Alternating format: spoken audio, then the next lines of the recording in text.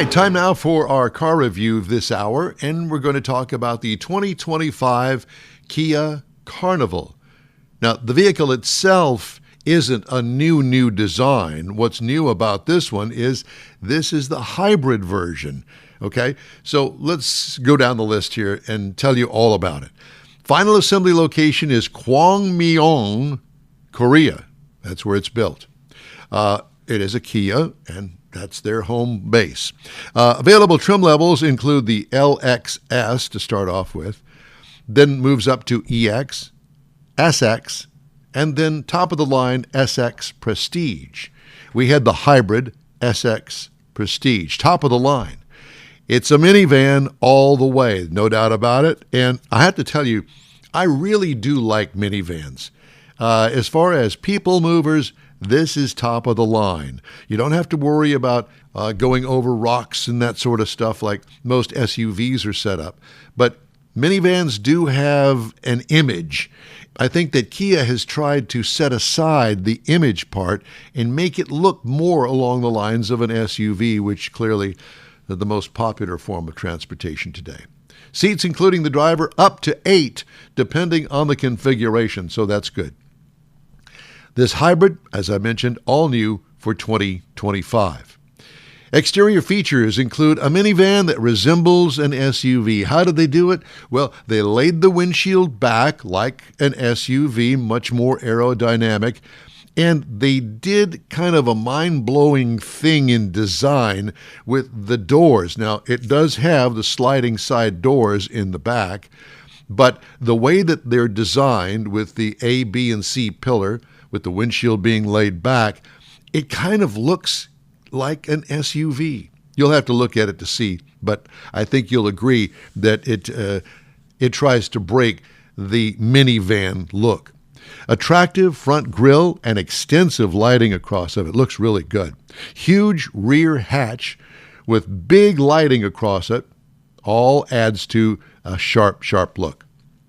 Some wheel designs are really not that attractive in my mind. You may think that they are, but each one is related to the certain trim level that you decide that you want to buy, what you can afford. What I liked, the clever way that Kia designed its look to look like an SUV. What could use improvement? A $495 extra charge for a silver paint job.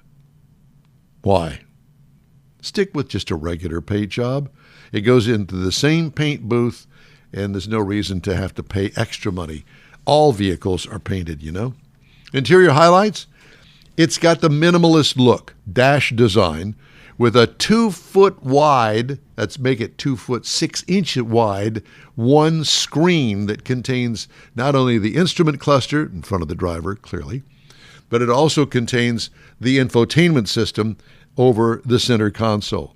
It works well, except with the minimalist control surfaces, that the volume control and the station tuning control double as the HVAC system. In other words, you turn up and down the temperature that you want in the vehicle, or you can adjust the fan, but the same knobs, not a big fan of that.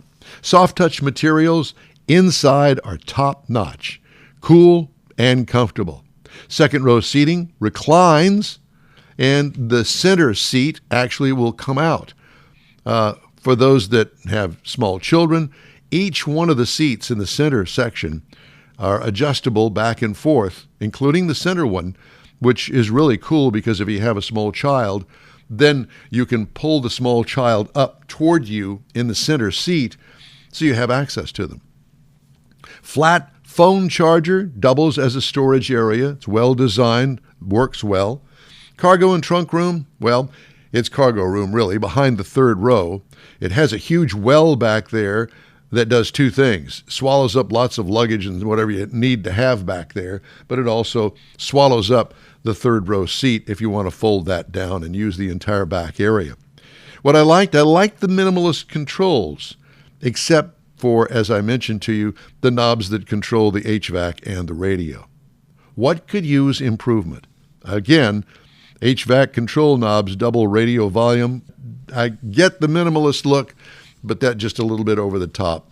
Anyway, as far as power is concerned, it is a 1.6-liter turbocharged hybrid configuration. So it does have a battery. So you don't have to plug it in. It does it all by itself, which is really cool. 242 horsepower, which is a lot out of this battery and engine combination. 271 pound-feet of torque. And it does well. I didn't drive it with a loaded-up vehicle, but it works for this vehicle. 6-speed automatic transmission. And here's what really hits home. Miles per gallon. It's rated at 34 in the city, 31 on the highway for a combined of 33. The gas version, by the way, is 21 miles per gallon combined. I got 32.2 miles per gallon over 368 miles. I loved it. What I liked, obviously, is the mileage. What could use improvement? Acceleration from a dead stop sometimes is delayed. It's trying to think about, okay, what gear do I need to go into? Is he pressing the accelerator hard enough to bring in the engine? It could be annoying and it could be scary. It's not in all situations. You have to drive it and decide for yourself. Ride and handling, pretty good. It is a minivan. It's a big vehicle. The steering is light to the touch, so easy to maneuver through the parking lots of your favorite stores, which I'm sure you'll spend a lot of time in. Here's the pricing on it. The base trim price starts at $52,600. The price is tested $54,490. The base model price $40,800. How does it compare with the other vehicles? The Toyota Sienna is a hybrid-only vehicle, and it starts at $39,000, within $1,000 of the Kia. Chrysler Pacifica, plug-in hybrid. It's a plug-in hybrid. It starts at $51,055. It's the most expensive of our comparison. And the Honda Odyssey starts at $41,920, within a couple of $1,000s of the Kia. By the way, the Kia has an overall warranty of 10 years and 100,000 miles, and that pretty much kills it when it comes to comparison with the other vehicles. I really did like this vehicle a lot. I love the gas mileage. And if you're going to be in the minivan market anytime soon, please check all of the minivans from all of the manufacturers. Drive them, look at all of the features, sit in all 3 rows of seating, see how easy it is to fold down that 3rd row and get it out of the way.